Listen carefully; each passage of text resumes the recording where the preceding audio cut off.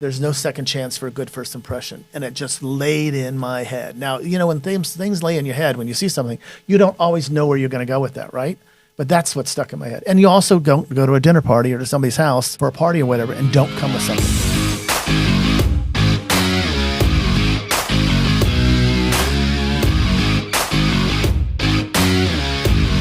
Hello, all you beautiful people. Welcome to Tampa Bay Unlocked, the podcast where we dive into the dynamic world of real estate and business in the vibrant Tampa Bay area. Join us as we sit down with top agents and industry leaders who share their insights, strategies, and stories of success. Whether you're a seasoned professional or just starting out, our interviews will unlock the secrets to thriving in one of Florida's hottest markets. Get ready to be inspired, informed, and motivated by the experts shaping the future of Tampa Bay. Tune in and let's unlock the wisdom from our next guest, Jac Smith. Jac Smith is one of the top agents here within KW St. Pete. He has one of the largest teams, and he's built it in a short amount of time. And he didn't get started into the business, Jac, correct me if I'm wrong, until age 63. Is that correct? That's correct. Welcome to the show. Thank you for having me on Tampa Bay Unlocked. Tampa Bay Unlocked. Look at that. You did good. You did good. My very first podcast. I am honored, thrilled, and grateful to have you here. I'm grateful to be here and asked. Thank you. I genuinely am. You have inspired me and provided for me in ways that you have. I wouldn't be here without you. You're very kind, but you're here because of who you are. I appreciate that. And I'm excited to have an hour of your time to dive. An hour. We're here. We're locked in. And you know the greatest part is there's no interruptions. That's the cool thing about doing a podcast. I didn't time block an hour. I didn't time block a half hour. Okay. We'll go for an hour. We'll go for 45. No. We'll meet in the middle. Look, negotiations, real estate. Let's go. So, Jac, you've built something remarkable. I don't know that you always realize it, but you really have. You're a great influence in our community and within Keller Williams as a whole. And so before we get into your real estate, tell us a little, in 5 minutes or less, give us a snapshot. Who's Jac Smith? Where did he come from? And how did he end up in real estate? I can do it in less than 5 minutes if that's okay. I was born into a West Point military family. We traveled all over the world when I was a kid, so traveling has always been important to me. And I'm not afraid to live in a different house every 2 years. So because we had officers' quarters to go to, and when my dad was transferred, that's where we would go. I went to college when I was 18, and my girlfriend and I started having a family, and the rest is history. So that marriage lasted, I guess, a couple of years, and it wasn't her fault. It was my fault. I have to be very clear about that. We have a great son who's now 50. And then I went to work for the phone company because I had to work. You're going to become a daddy, you got to work. My dad said, we're not going to support you better go to work. So I went to work for the phone company for 20 years, and I climbed into manholes, and I climbed into telephone poles, and those of you that are old enough will remember what 611 is, and I repaired phones, and when storms happened, I go put the lines out and all that stuff. So I lasted there about 20 years and got out, because a buddy of mine that I had gotten sober with a few years before had gone into mortgage banking, and I thought, well, if he can do it, I definitely can do it. So I literally took off my telephone tools at 8 o'clock in the morning, had to go say goodbye to the powers that be, put on a suit, and started working as a mortgage banker, and I had a great career in that for 20 years. That was with 3 different institutions. There was a guy that I interviewed with, his name is Larry Berlin, who has been a mentor still my entire life. And he said, if you're going to quit your job to work for me for no money, I'll take it. So I had no choice but to be successfter at that, right? And where was this at? Where were you at? New Jersey. Okay. I lived in New Jersey. Mm-hmm. Yeah. We lived in New Jersey. And after that, I just said I don't want to do this anymore. In 2008, the market was crazy. I didn't know what was crazy about it. I just knew that I didn't have to work anymore. I didn't want to work anymore. So, like anybody else would do a smart move, I decided to buy a restaurant and open a bed and breakfast. So we did that, and we had the restaurant for 4 years, and Sandy came in and wiped it out. Wiped out the house, wiped out rental houses, wiped out a lot of stuff. So for me, it was a reset moment, right? To say, okay, God, what am I doing for the rest of my life? And I decided to move to St. Pete. I moved to St. Pete because I had a neighbor in Fort Lauderdale that said, I just bought a place in St. Pete. I think you'll love it. And I said, I don't know, it's just all old people. And he said to me, did you ever look in the mirror? I'm like, look in the mirror. You're supposed to laugh, Ryan. You're supposed to laugh. Sorry. We had a small little noise that okay. distracted me. So I looked in the mirror and realized I'm an old guy going to St. Pete with all old people. Listen, I look out of my eyes and I think I'm you. Yeah. I wish. But I know in my heart and my head and my body that I'm not. So as my doctor said, I tell people, what? that you would run laps around most when it comes to working. Well, it's true. Yeah. Well, you're probably right. I'll give you that. Yeah. You're probably Yeah. right. But I love what I do. I've never been happier in my entire life. And Philip and I have had an incredible life. Yes. So St. Pete, you realize you're one of the folks. You come down here. And I was bored. I bought my first condo, and didn't know what I was going to do. So Philip said, "Why don't you go into real estate?" I said, "Oh, those are crazy people." I was a banker. I had to work with them. I don't want to work with those people. He said, "Jack, everywhere we go, you look at real estate. All you want to do is look at the real estate." I'm like, "Okay, you're right. Let's give it a shot." So I came in, had a great introduction. Kathy Stange was my mentor. We had a great way of starting things. I went to Ignite. I've been through Ignite 3 times, and I've been through Bold 17 times. So Bold is more of an advanced sales course. Then that's boiling it down probably too tight. But the bottom line is you learn how to do things correctly. Ignite teaches you how to do the basics, but Bold teaches you how to do things on a whole nother level. And every time I took Bold, I made more money. So my first time I took Bold, I clocked 40 million in commissions. And the second time I took Bold, I clocked 90 million in commissions my very first year. in sales. In sales. Yeah, Yes. in sales. That's right. Correct. Right. Yep. So to me, it's a no-brainer. And I know it costs $900, but there's people in the office that will sponsor you. I paid for myself, but if you can't take Bold, there's people in the office that will sponsor you. And I think that's one of the gifts of Keller Williams is that we come from a place of contribution and helping everybody that we think that needs to be helped or that wants to be helped. Let me just say that. You have to ask for help, right? Yes. Right. So, Yes. Okay. So you got, but that was fast forward a whole lot there. So you moved to St. Pete. Joined Keller Williams. You joined Keller Williams. You Took Ignite.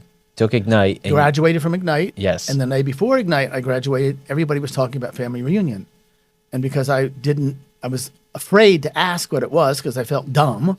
I finally asked Kathy Stange, and she said, "Oh, it's family reunion. It's the company's convention." I said, "Well, what does that mean?" She said, "Well, we're going to New Orleans this year." And I said, "Well, can I go?" She said, "Of course you can go." So I got online.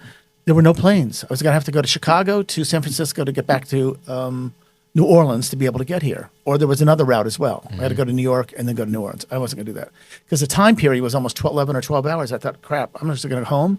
I'm going to pack my bag. I got in my car. I drove overnight, stopped in a motel for a couple hours. So let's just pause for a second because you were dedicated. You were all in. Well, I'm like that in most everything that I do. So that's how you showed. You knew like I'm in it to win it. But didn't you think when you started? How old were you when you got into the business? 63. 63. And I remember a story you tell me you thought you would sell 2 houses a year. Yeah, I got here to do it part time, Right, and have a nice life because I had a nice life. But after we had lost everything, okay, but so there's a part of you thinking I might sell 2 houses a year, but I'm going all in. You take Ignite, you go, and you're going to go to the company's large convention. So you already had this aspiration of like, go. True, but the reality is that when we lost everything in Sandy, it was a whole game changer because we knew that we were not going to put another $1 million into the house that wasn't worth $1 million at that time. We're just not doing it. We had to make that. Philip was, I don't know, his early 60s, and I was in my mid 60s, my early to mid 60s. So we just knew we couldn't do that, right? So I came here and thought, okay, I'll have fun and I'll sell a couple houses a year because most agents that I knew didn't have a professional career or they didn't treat it as a business, which we're taught at Keller Williams, right? Does that make sense? Yes. So they taught me my Ignite session and my Bold session, meeting all those people. Kathy literally held my hand and introduced me to people. I said, Kathy, just pretend that we're husband and wife, and you and I know we're not, but I'm like scared to death. I'm going to all these big, powerful people, and I'm just Jac Smith from Rumson, New Jersey. That's it. Anyhow. Okay, so let's so you go through all that. You got your foundation set. What was your first year like in the business? I did everything I was told to do, probably on steroids. Not taking steroids, but on steroids. So I wrote my 10 cards, probably 20 cards. I still write my cards every single day. I mean, that's what I do. I make all kinds of phone calls. I got involved with social media and posted that I was here. I've actually moved 4 of my neighbors down here. 5, 6. From New Jersey. From New Jersey. Because of my social media stuff. Well, you've shown and been a great example, and you even taught me a few things of what it means to be a remarkable networker. Let's talk about that, because I think your success is driven by your ability to network like no one I've ever seen before. You know a lot of people. You're able to introduce people in such a kind-hearted way. Where do you feel like you learned that skill? Because were you networking when you were climbing telephone poles? Well, not really. It's a great question, but let me just give you a little story on entrepreneurship, if I can start there. Yes, please. So when I was a young kid, my father was in the military, and they couldn't always buy me what I had a nice life, but they couldn't always buy me what I wanted because I wanted, there's a book called 10X by Dr. Ben Hardy. 10X is easier than 2X, not to get confused with 10X by Grant Cardone. Okay, correct. Okay, so with Dr. Ben Hardy. And in 10X, you learn, that's great. That's a great, thank you for breaking that down. I forgot about his other book, but I'm a voracious learner, number one. So let me just start there.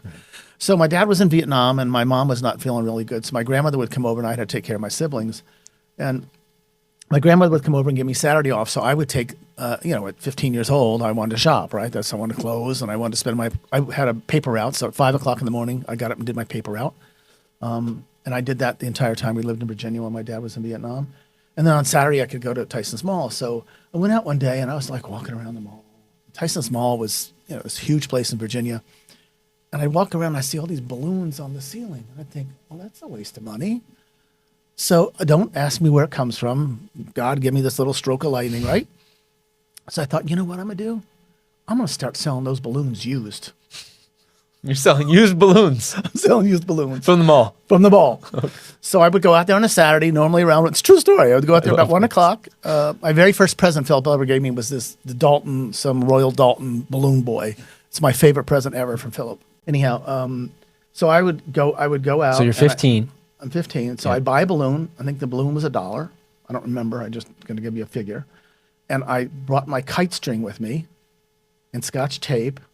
So I tied my kite string around that string for the balloon, and I held my balloon between my legs sitting on a little bench and put Scotch tape all over the top of the balloon. And then I'd unroll my kite string, and the balloon would go up, grab a balloon, and I'd slowly bring the balloon down, and I'd walk around the mall and sell them for 50 cents. Because they were $1 at Woolworths. Not everybody knows what Woolworths was. It was a dime store. You don't even have dime stores anymore. Look, it's a dollar store. How's that? Okay. So you spent $1 to collect a bunch of balloons at 50 cents and made a return. Right. And they would throw me out. They'd probably let me do it for like 2 or 3 hours, but they'd throw me out. They'd say, son, you can't really sell those balloons. I said, sir, just could you go away for 10 minutes and I'll go to another end of the mall?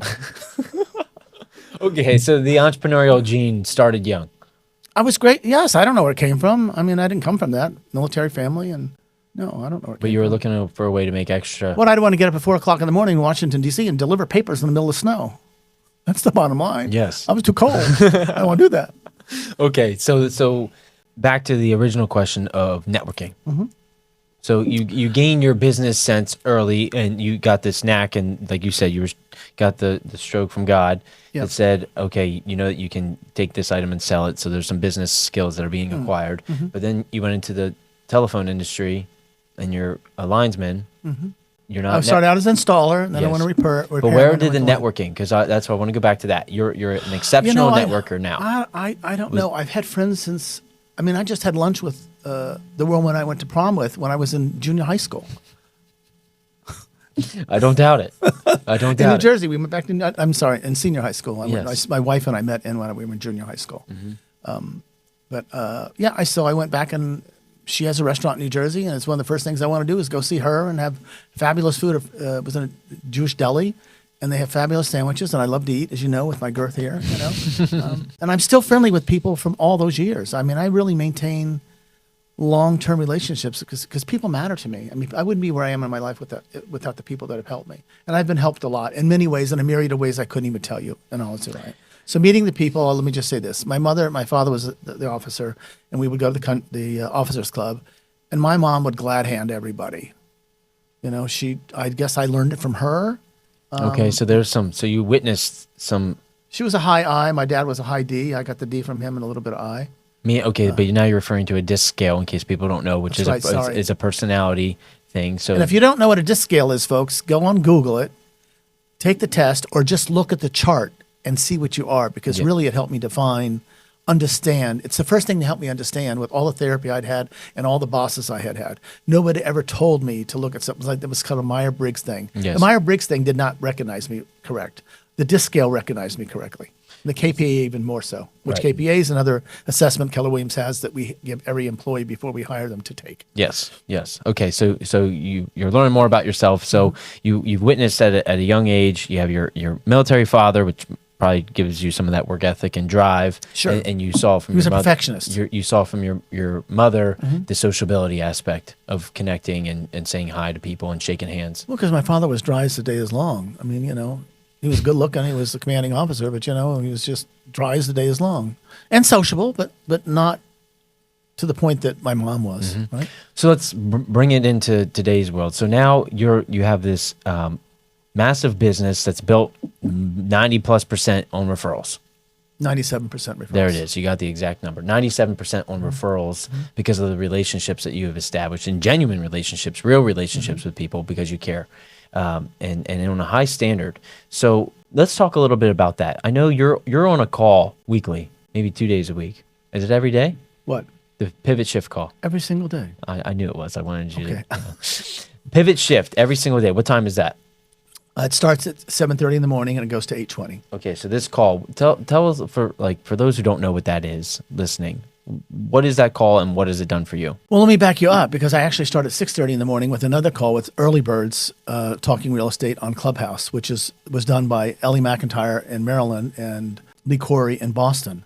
And we all had this friendships that we developed out of James Shaw's show, and I'll go into that in just a second. And really, to tell you the truth about James Shaw, it's the family none of us knew we wanted or needed.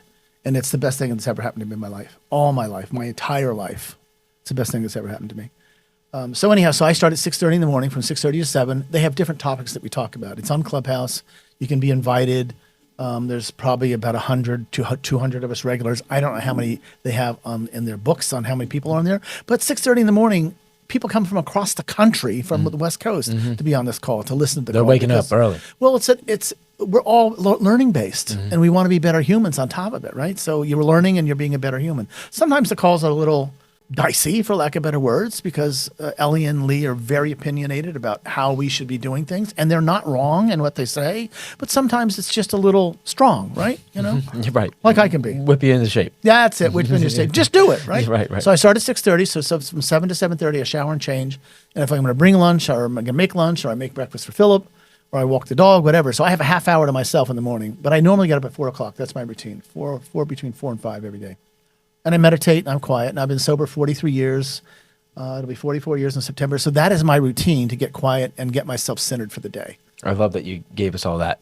Oh. Because no, it's fantastic because it gets all up into that point of this call that's changed your life. So 6:30. Well, Ellie and Lee have changed my life, but James Shaw has been a major force. And even after that, it's been a couple other people I'll talk to you about in a minute. Anyhow, so I go on the call from 7:38. So it was started by James was a Bold coach. Bold is the advanced sales course that we have here, and he actually was the first Bold coach that Divya and I had, and Jake together as a team when we first started as a team. So my first Bold coach was Pat Mancuso, who was like a drill sergeant. And I did what I was told because I wanted to be successful. So I know how to do that.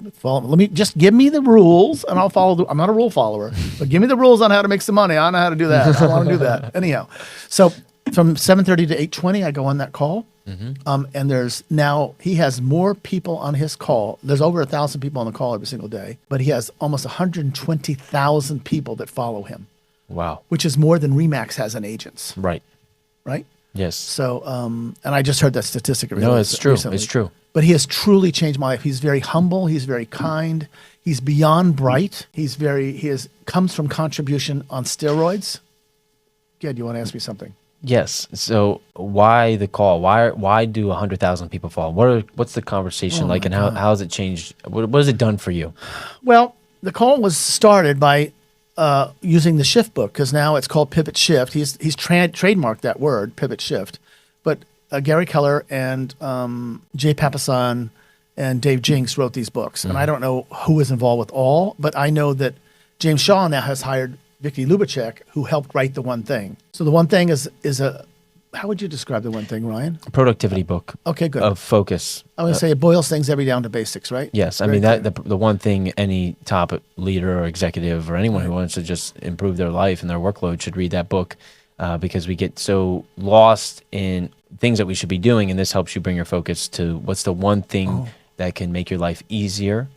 What's the one thing in your life that could make everything else easier or unnecessary? Right, correct, which is lead gen. Yes. right? Yes. Right. In So- our industry, that's Called right. lead gen. But other industries have used this book and paralleled Yes. it. So it not can just be applied to real estate, it can be applied Oh yeah, to no, business. it's written on a basic selling level. solar cells or selling cell phones. Or, So I just, because everyone listening is probably like, wow, there's a lot going on. And what I think is happening here is you've become so tapped in to the ecosystem that you're involved with. well, Keller Williams taught me how to do that. Phone company didn't. I was a laborer. That's what I was. They'd pick up the phone, call, or I would call in, and they'd give me a job to do, and I did it. And then I'd call in for another job. That's what I was. I want to continue down pivot shift. Before we get too far away, I want to come back to your banking days, because you do show up with a level of luxury and perfection, and that is important. People want that in real estate. And was that learned then? Because you mentioned like you guys were all well off, but We weren't well off. We just worked. I'm saying before in your childhood. Oh, right. Correct. Right, Yeah, absolutely. right. So yeah. did It's things totally different now. Did your world and you enter into this luxury and an understanding of that world while you're at the bank, or is this something? When did that become a part of your life? Oh my goodness gracious! You're gonna make me take a while back. I think I learned to network because I like people. And I worked at Howard Johnson's doing ice cream and at the counter. You don't even have those things anymore. So I mean, a lot of things I'm gonna tell you is you weren't even thought of. That's okay. Maybe your parents weren't even born. There's How old are your parents? like 51, 52. Okay, I have I have a all young right. family. I'm sorry. I have a young family. Yeah, that's okay. Yeah. I was a young father, so I get it loud and clear. But the bottom line is, you're 3 generations, you're 2 generations behind me. So it's me, your parents at 51, I'm 71, and then you've got you at 31. There you go. Okay, right. So that's 3 generations right there. Yes. So a lot of people that are going to be on these podcasts, we didn't have podcasts, right? No, How long this is- podcasts been around? Tell me that. Oh, I think they really started to become popular in like 2011, 2012. Okay. I've been listening to them for a long time, so Yeah. I just don't look back. But let me just say this: I'm education based. You've asked me that question. You really asked me that question. So I'm very education based. And one of the things that attracted me to being with Keller Williams was that we're a training company. We're known as a training company selling real estate. And to me, that was very important because I love to learn. I've been in school probably most of my whole life or in a learning process for whatever. So luxury, that's what I asked. Come back to that. What part do you want to know about? When did that become a part of your life and your world? I didn't know I was luxury. I didn't know. Okay, let's define that. What does luxury mean to you? Today? Yes. Well, let me tell you what happened. Better yet. Okay, so I'm here for a year, and we go down to Sarasota to a luxury workshop, and Brady Soundall was the speaker, as long as Maggie Miggins, and I'm drawing a total blank, I don't know why, Leslie Akers, and she was head of luxury. So she brought all these people in for a luxury workshop. Now, I was intimidated to hell to go down there. I have to tell you, it was in Sarasota at the Ritz-Carlton. We had been at the Ritz-Carlton and stayed at the Ritz-Carlton. It wasn't like it wasn't part of my life, but now I'm with all these people that are big wigs, right? Mm-hmm. Big deals. And like, I don't know what that means. And I want to figure all out what that means. So anyhow, we go down and Leslie Akers and Brady, I said to Brady when I went up to afterwards, I said, Brady, what is luxury? Define luxury for me. He said, well, what do you mean? I said, I don't know. Like, I'm here. I'm brand new. What am I doing? And he said, well, Jack, let me just talk to you for a minute. And so he said, well, how do you live? I said, what do you mean, how do I live? He said, where do you live? I said, I live in St. Pete. He said, do you live anywhere else? I said, yes. I live in New Jersey. We still have a home in New Jersey. He said, where else do you have a home? I said, in Jackson Hole, we have a ranch. He said, where else do you have a home? And I said, we have a condo in Manhattan.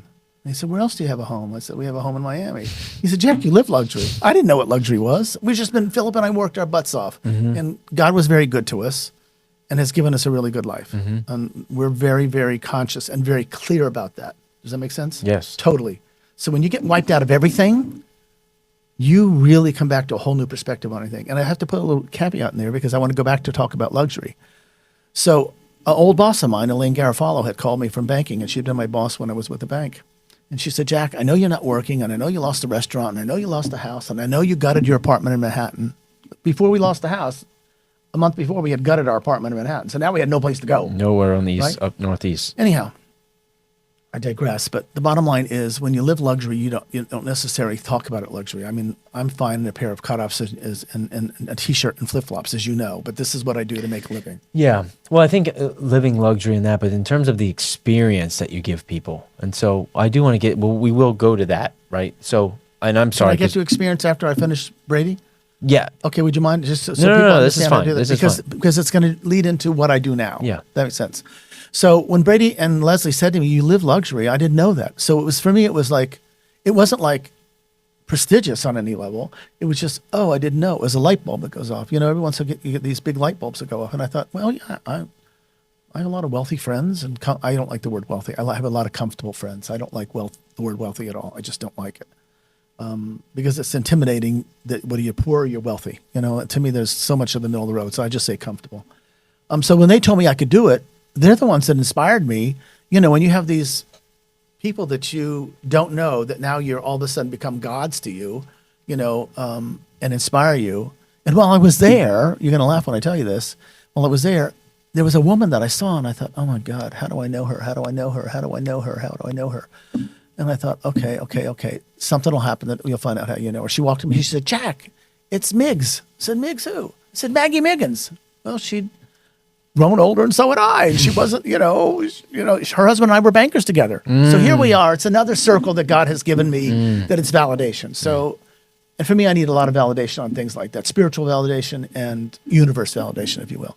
So that's how the luxury started. So I started doing luxury. And then when Divya and I and Jake started together, Divya's first listing was in Reddington Beach. It was a $700,000 condo from her Indian sphere. Divya has a very, very wonderful and supportive Indian sphere. And, you know, they are different. So different. Yeah. That's as we're there. Then we'll come back to James Shaw, but we're in the structure. So your team right now, you have partners, and you have a large team. Well, it's not large, but it's maybe large for the office, but not large for the rest of the world. But for most, when people think about if there's agents listening right now and they're a single agent, you have a large team. Okay. Fair? Yeah, I guess. Yeah, okay. Yeah. Because and so what's the structure of that look like for you? Like in your mind, how is everything structured out, and where did you learn that? So I was a solo agent for 2 years, but I couldn't dance any fast enough, and I was busy as heck. And I had taught Divya and Jake in Ignite. So Jake was following me. I don't know how people follow me. I mean, people just want to say, can I spend time with you? And you can spend time with me. You don't want to live my life. Trust me, I tell you, but you can spend time with me. So we sort of started working together, and Divya had said to me, you know, will you help me with this listing? And I said, how do you want to work it out? She said, we'll do 50-50. I said, okay, fine. And the next thing she knew that she got a $5.5 million listing, and we were in class with James Shaw. And like, we were all scared to death. This is a listing that had been with top listing agents in Tampa for 5 years. So we put it on the market. In a long, short, fast story, we put it on the market. We had a contract under 60 days. Wow. It was a gift from the gods again, let me just say that. But the contract turned out to be fraud. Oh, no. Yeah. Which was and they had put down $100,000 escrow. And I don't want to go into that story because it's very ugly. But we gave the homeowner the $100,000 escrow, even though we could have asked for half of it back. But we didn't, because we're integrative people, and we operate on the principle that we were going to get it sold. Divya's whole attitude is, we're selling this thing. No matter what, we're selling it. And she was right. She's always right. I mean, the bottom line, she's always right, right? And so is Jake, and they really reel me in. So selling luxury, that was our first big listing, which gave us a big boost to do more, quite honestly. Like, not all people don't get to sell $5.5 million house that's not been sold for 5 years. Yeah, this is true. Four other top It's a good resume builder. Well, but it was internal. It wasn't external. It was just internal information for us to know that we could do this. So validation to Yes. get rid of some limiting beliefs that you may had of, can you do this? Yeah. Well, Divya believed we could do it. And so I said we could do it, but she believed in her heart we could do it. And so when did you guys decide to team up officially? Well, that's a great question. So we were working together, and finally I just said to them, you know, they were working with me for no money. And I'm like, I'm not that guy. You know, I'm just not that guy. So I just said to them one day, why don't we do a partnership? And they said, well, how would we do that? And I said, well, Divya, you and I'll split everything 50-50, and we'll give Jake 10%. He was brand new. He's right out of college. He's an old man like you, trapped in a young man's body. He's beyond bright, he comes from an incredible family. And he's a good man, good man. I love him to death. He's my Jakey boy. Anyhow, we just started working together. When it was, you know, and our team leader at the time told us it wouldn't work with 3 partners. And I'm like, what do you mean it wouldn't work with 3 partners? What are you talking about? I had a partner at the bank. I had a partner in business with my brother with an air conditioning company. It'll work. I'm not worried about that. Let's just work. Let's just do our job. So I only have one rule, and so we never fight about money, ever. I said, if we ever fight about money, I'm out. I'm not going to do this. I'm not going to do this. I'm not going to go do this. So we never argue about money. We work collaboratively. We go on listing appointments together. And then we grew. And I guess, 4 years ago, the team leader at the time knew we were looking for an assistant. I had gone through 2 or 3 of them. that we're not a good fit, as we say at Keller Williams. It's just not a good fit. So Silvio joined us, and he was a cowboy working on farms at his family's farms in St. Cloud. And he wasn't having success as an agent that he wanted. So the team leader suggested he would come to work for us to help us as an assistant director of operations. And he really, really has grown tremendously. I mean, who he was when he came to us and who he is a man today, even though he was a man at 27, is two totally different things. I think we believed in him. We trusted him. He had a great eye. And I say this because he is with a very wonderful woman. And I always used to tell him, I said, that's what you're creating for our marketing. You got a gay eye in there someplace, you know. And he laughs at me, you know. So he's created a branding for us. We hired a branding company who came to us from DJ Susi, who was another agent that was here in the office at the time.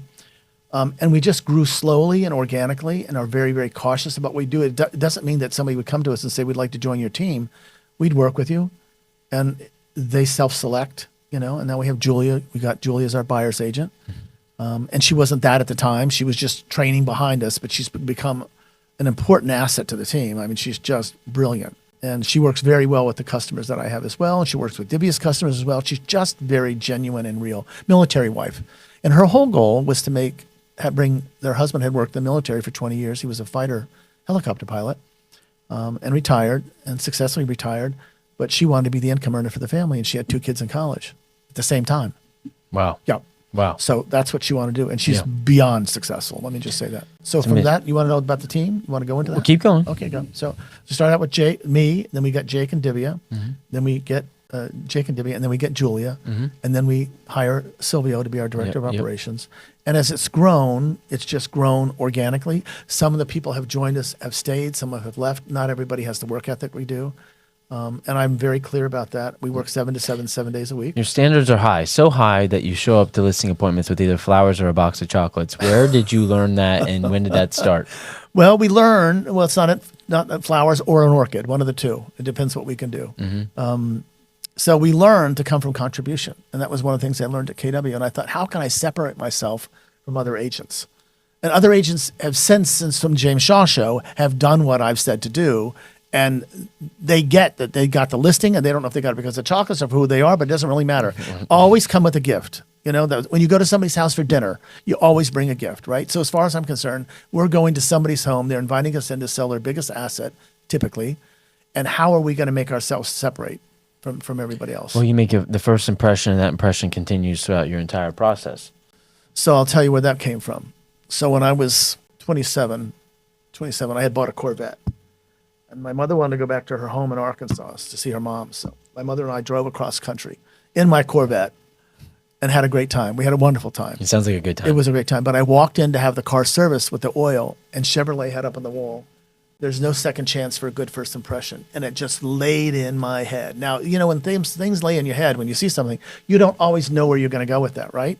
But that's what stuck in my head. And you also don't go to a dinner party or to somebody's house for a party or whatever, and don't come with something. So I don't know where it came from, but we had chocolates and orchids and flowers. First, we started out with the flowers, and then there's this company called Coco Lozone, not Coco Lozone. That was a great restaurant in Minneapolis. Coco Addiction in St. Pete Beach, and I went in there one day on a fluke, and picked up some pastries and walked in. And I thought, man, close my eyes, I'm in France. The people speak French. They're talking French. The shop was like it was French.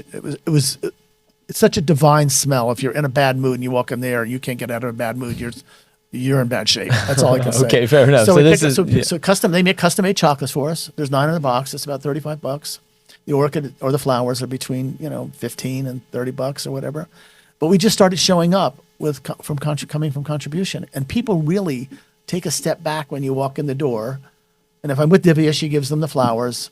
And then Jake or I will give somebody the chocolates, if it's a husband and wife or whatever it is. And people are really very taken back. So for us, on some very simple level, it's not subliminally planted. It's planted that these people are walking in, right? And then we do our presentation. We work very well together as a team in our presentations. Jake pipes in, it's just natural how we flow. So it's like being with a family when a family's having a conversation, a good conversation. It's just like the conversations I have with you, and I have with these young ladies over here. It's just a natural flow of conversation, right? Yep. So now what do you want to know from there? Well, you've done such a great job of giving the insight of what it's like to work with the Jac Smith Group. I mean... But I didn't finish on James Shaw. Well, we're coming back to that. Okay, good. Yeah, Thank we're you. circling back because Because that's the man that changed my life. yes. So tell me about that. How and why? How and why? I don't know. It was another God moment. He decided he was going to become unemployed because he couldn't do bowl or go in the country. He's a bowl coach, so he travels all over the country. He decided he would create this thing called Pivot Shift. So I guess he sent out emails to a bunch of people that had been in his bowl classes, and 120 of us showed up on March 16th, 2020. And it started from there. And then it grew organically, and people talked about it. And now he's got the 125,000 people that he has now that are in his database. So tactically, on a little more of a granular scale, how has it changed your life?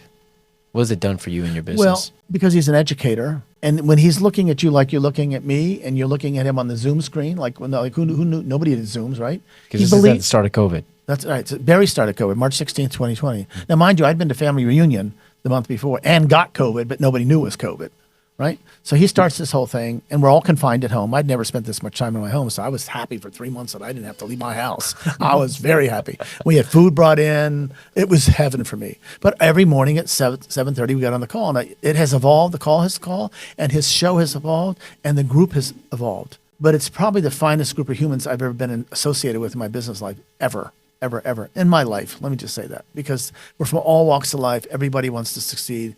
Everybody has a story, right? Everybody has a story. So James started this call, and we started all doing what he would say. So he would do these things like he would pick a page he was going to talk about in either the One Thing or MREA, Millionaire Real Estate book, which is the Bible of Keller Williams, which I have read several times and highlighted, which I learned from the previous team leader because she taught me how to do that. And we just have a topic every single morning. Or it's now evolved into, he has his own group of people. It's a group called Inspire that are on the Pivot Shift call. So let me just start with the call. So the call starts at 7:30 in the morning. We go to 8:20. So from 7:30 to 8 o'clock, it used to be just kibitzing, and we talk about things that are going on in our lives or what's going on in our lives. Now it's become an educational show from 7:30. And I want to say show. It's a lesson every single day on a whole different topic, and it can be applied to your life. It can be applied to your business, but mainly it's business oriented, but it can cross over. So that's till 8:20, right? And then from 8:20 to 9, we used to go to script practice, and that sort of fell apart because it just fell apart for whatever happened. So I did that until this past spring, I guess, or fall. So I literally started 6:30 in the morning, go right to 9 o'clock. That's how I started my day. So you're on these calls networking with people, which is It's not even networking; it's an educational well, call. I know it's education. Yes, but you're Yes. getting to know a lot of people around the country. If you give me a city as a byproduct, if you give me a city or a state, I can tell you who to go to. And I developed my own little referral network within the group. So we all had a place to go to find referrals of people that we wanted that were part of the Pivot Shift group. So it's called the Jac Smith Referral Group. It was very simple, and people use it. It's gotten a little slower lately because James has now become who he is and evolved to who he is. And a lot of people now go on his webpage and ask, who do we need help with? Because I don't know who all these people are. Like I'm not. Yeah, it's 100,000. More than that. Right. 120. Right. Not that I'm counting. So anyhow, go ahead. What do you want to know about? Well, you were there from the start. From the very beginning. Mm-hmm. And a lot of us were. And most of us that started there are still there. And I just can't tell you how much it's improved my life as a human.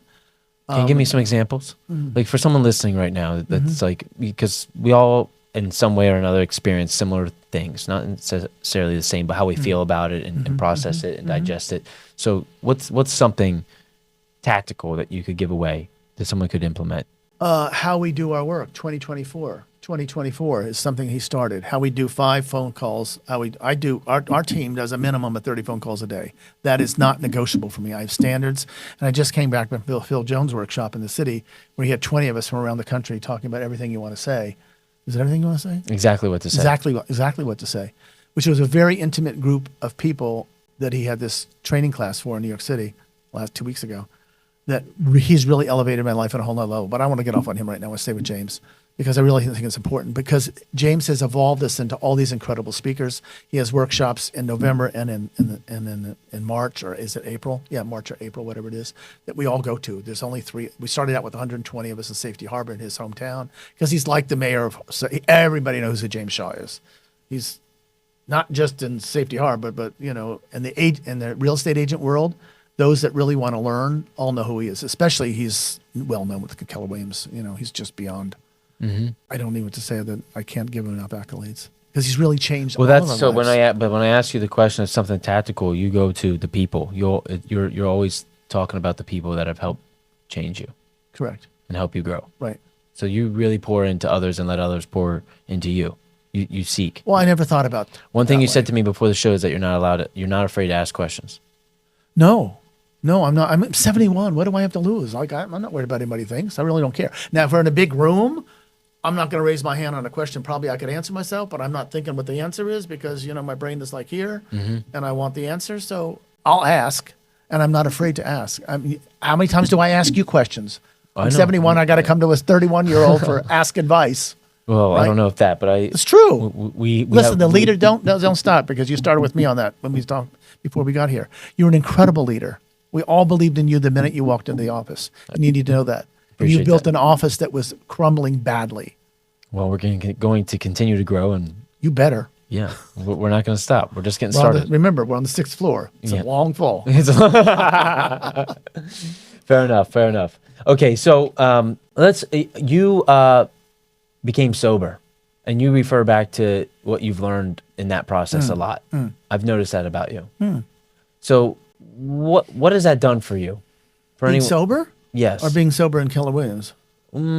However you want to describe it. I think in general, because I think especially in this industry, people leaving, I hear way too often of, I just can't wait to go get a glass of whatever. Right. Oh, it's been, Yeah, but I didn't have a glass of whatever. I had glasses of Well, whatever. but you drink, I drank. There's a big difference. Okay, so can we talk a little bit about that? I was 28 when I got sober. Early. Yeah, I was 28. Yeah, well, but Yeah. I came from a family was alcoholism was just in the family. So it was just sort of messed up. My So- wife's family had alcoholism. I had alcoholism. It was all around me. Everything is centered around alcohol.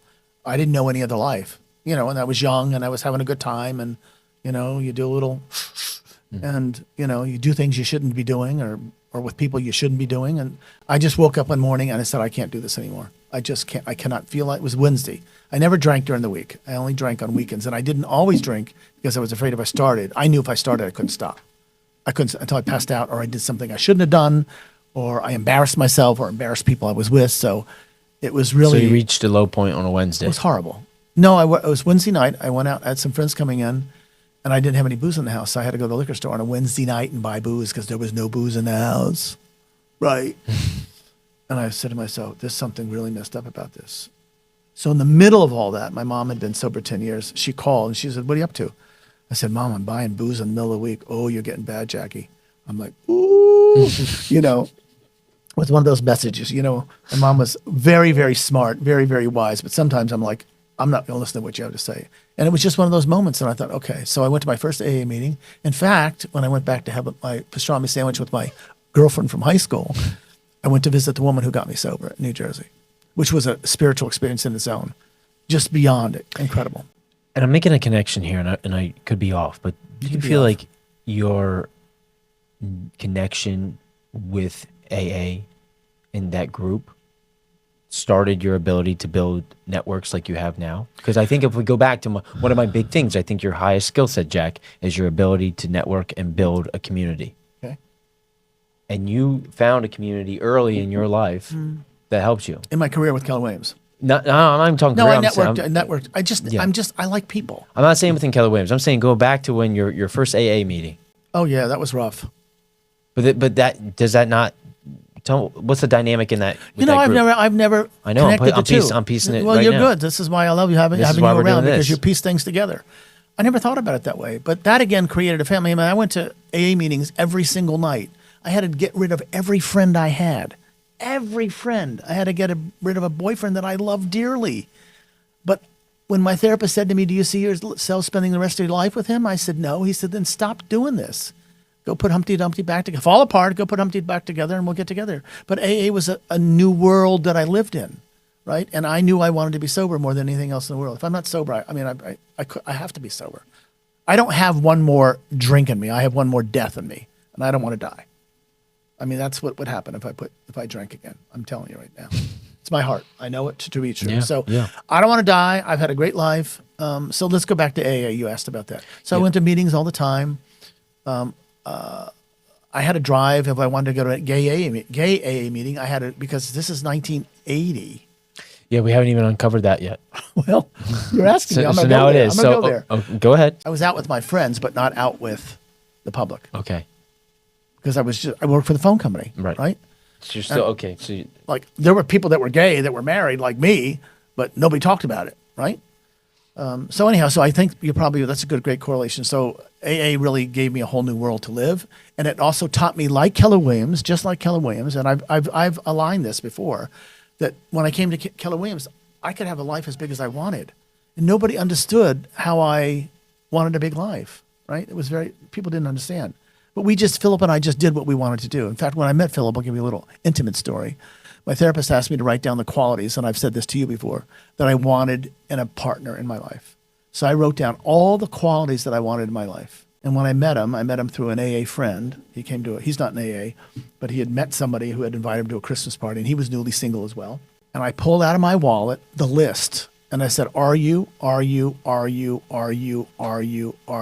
of the RUs was, do you want to have a big life? He said, what does that mean? I said, I want to live anywhere I want to live, whenever I want to live, how I want to live. In 5 minutes, I knew he was it. I knew he was my person. So it's 40. because you literally 43 ripped out the checklist like a pilot, and It was in my wallet. I think there's a lesson in there for all of us. Well, maybe so. I don't know. But and the lesson being of having the vision for what it is that you want in any category. You had a vivid vision for that partner and for your big life. Well, when I got sober, I knew I could do anything I wanted to do. I mean, that was the belief I had. But I was in such limited beliefs before. But I didn't even understand what limited beliefs was until I came to Keller Williams. And we have a whole other language that really, I think, also aligned with my values, my standards. And we just had this discussion in New York about my standards are really high and not everybody wants to follow them. And everybody on the team really, because of who they are, they don't follow them because of me. They follow them because they have them. Does that make sense? Mm-hmm. Those standards are in them. They might not have been awoken yet, but when you come with us, you see how we operate. For sure. Bottom line. So let's go back to James. Yes. Okay. Do you want to finish up with James? Yes. Okay. Well, so James we're going to talk about how much time. We only have a few minutes. Go ahead. Let's wrap the James part up because then I want to talk a little bit about Tampa Bay. Oh, okay, fine. So all I can tell you is that James has been inspirational to over hundreds of thousands of people. So there's a lot of people on the call that don't stay, but I'm one that sticks. It's like AA. I stick. Mm-hmm. I saw the value in it. I saw the value in the people. I still see the value in the people. I flew out to Indianapolis this year because that's his hometown, and he had it was sort of like a homecoming for him for whatever, and we loved it. It was cold. It was cold, but the town itself is absolutely wonderful. So it's just a group of people that think alike, that align like, and people that I love to death. I would do I would do anything for them. I love that, and it's powerful, and it's shown, and you bring a lot because of it. So thank you, James, for creating such an amazing human being that's in front of me. Random. When did you start wearing bow ties? When I was a kid. Really? Yeah. Do you remember your first bow tie? I'll bring a picture and show it to you. I was probably 4. Okay, so that's cool. That's a piece of you. Right, but they were clip-ons. They weren't tie-ons. No, now you got the yeah. I'll let it hang there. And it's a tie-on. It is a tie-on. I can tie it backwards. But again, keep talking. I can do it backwards with mine. Do it every day. Yeah, I can have a full conversation. Keep going. Okay. So talk. What's happening in Tampa Bay? Let's talk about St. Pete because we're in St. Pete. Mm-hmm. Where do you see St. Pete going since you've moved here? I need a mirror to adjust it, but I'll just do it this way. It's okay. Don't worry about it. It's fine. Okay. I'm fine with it. Yeah, it's good. But they're real. I love it. And clients send them to me, and agents from Pivot Shift send them to me. I know, because out of the blue. It's not my birthday. It's not Christmas. They see a bow tie. One guy just sent me a fire truck bow tie because he's a fireman. And I said, that's great because I have a wedding to go to, and I'm going to wear that fireman bow tie. And because the guy's a fireman. The groom, the father of the bride is a fireman. So I'm going to shock him and walk in with a fire engine on my neck. And that just shows the type of guy that you are, and we love you for it. St. Pete. It has changed my world. I came here not knowing anything about it, other than there was old people. That's what I understood. And it has a very diverse community. Central Avenue is what changed my world. where I lived, where the first condo I bought, I knew was just temporary. I didn't tell Philip I bought it because I knew he would freak out. But I didn't want to rent. I was going to rent downtown at the Signature. It was $50,000 a year. Or he said, you can buy this condo for $50,000, Jack. Why don't you just stop being a snob and come live in this over 55 building? And I did.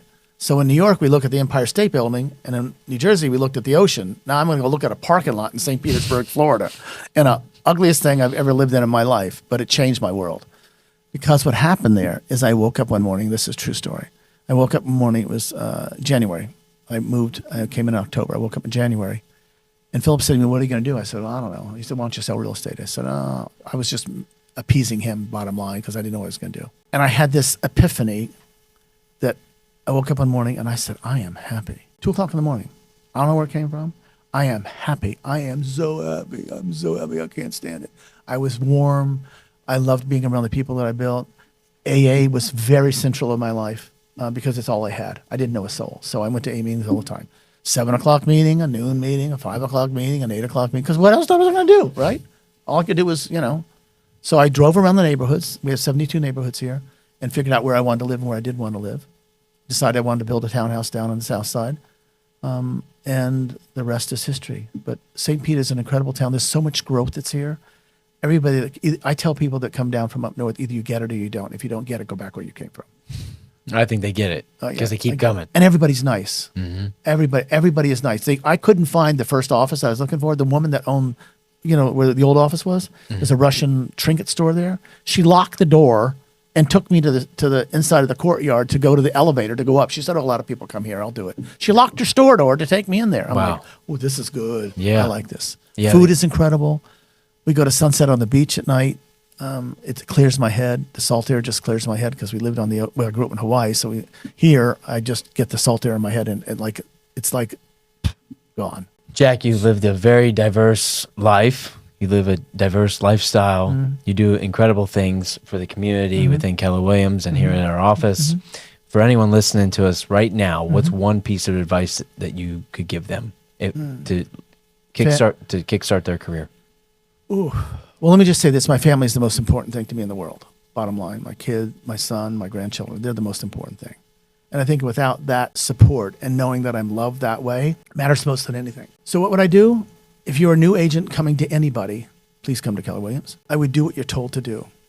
I do write 20 letters a day. I call 20 people a day. There's so many basics that I could give you that Go through Bold, go through Ignite, find somebody that's a good mentor that you trust. Do what they say to do. Do open houses. I used to do 2 open houses on Saturday and 2 open houses on Sunday, and sometimes I do a senior Friday night open house, cocktail hour open house. Do what people tell you to do. It's a career that's simple, not easy. But if you follow the guidelines and what is explained to you in the very beginning, and you don't make your own decisions, just do what you're told. Sort of like when you go to school, you got to learn 1, 2, 3, 4, not 1, 4, 7, 10. Right? Do what you're told.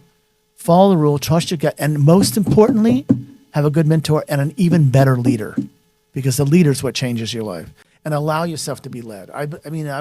Kathy and I are the oldest in the office, right?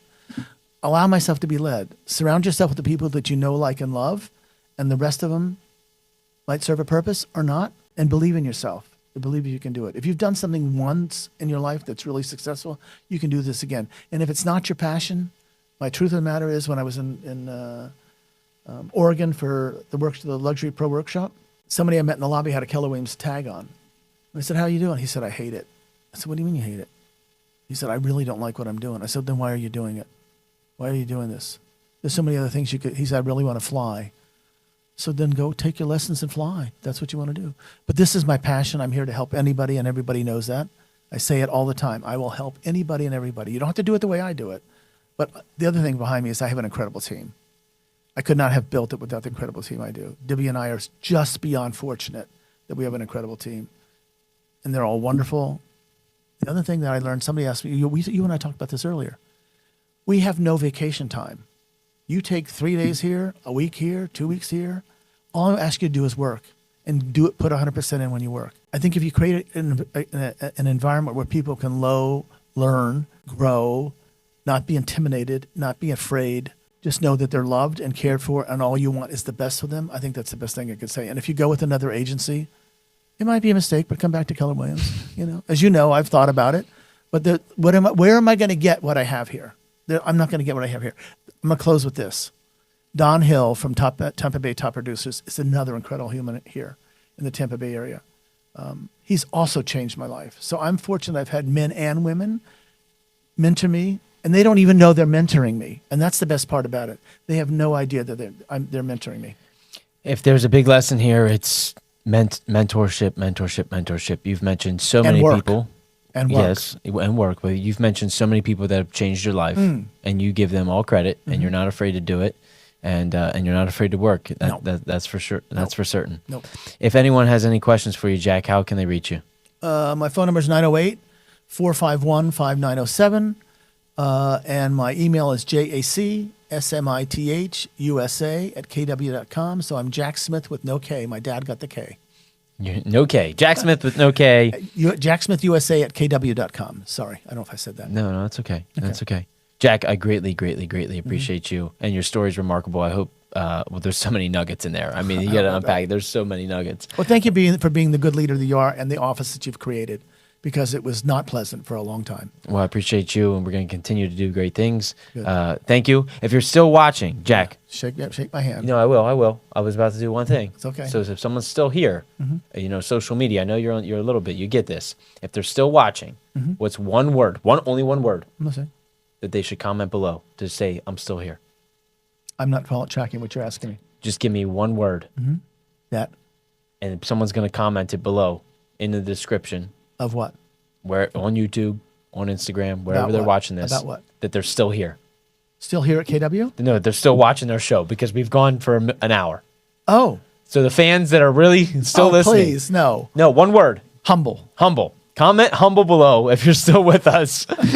Jac, thank you. Thank you all for watching. Comment, like, share with a friend. And we can't wait to see you here on the next one. See you, everybody. Join Keller Williams. Please join Keller Williams. Please join Keller Williams. His words, not mine. See you on the next one. All right, that was good. You good? You happy? Yes.